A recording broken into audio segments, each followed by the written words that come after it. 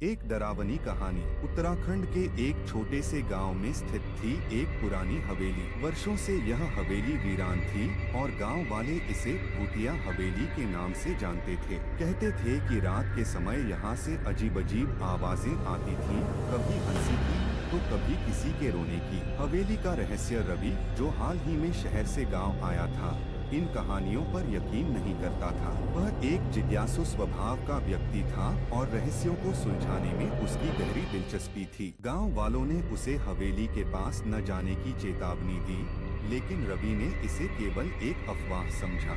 एक अंधेरी रात जब चांद बादलों के पीछे छिपा हुआ था, रवि ने तय किया कि वह हवेली के अंदर जाकर खुद सच पता लगाएगा। हाथ में एक टॉर्च और दिल में साहस लिए वह हवेली की ओर बढ़ा। हवेली के भीतर दरवाजे को हल्का सा धक्का देते ही वह खटाक की आवाज के साथ खुल गया। भीतर घुप अंधेरा था और हवेली की दीवारों पर लगे चित्र धूल और जाले से ढके हुए थे। हर कदम के साथ फर्श की लकड़ियां चरमराती थीं, मानो कोई उसकी उपस्थिति को भांप रहा हो। तभी उसे एक हल्की सी सरसराहट सुनाई दी। रवि ने टॉर्च की रोशनी उस ओर फेंकी, लेकिन वहाँ कुछ नहीं था। उसकी हिम्मत अब भी बरकरार थी और वह हवेली के अंदर गहराई तक जाने लगा।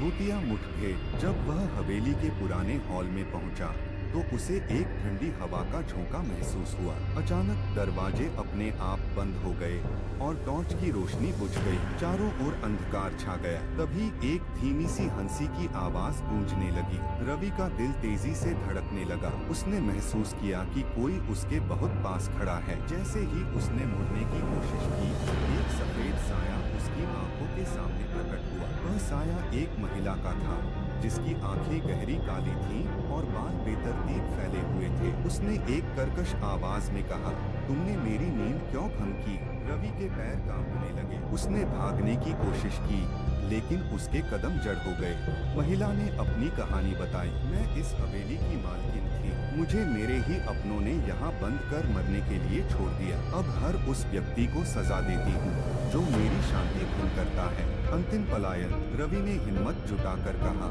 मुझे माफ कर दो, मैं तुम्हारी मदद करना चाहता हूँ।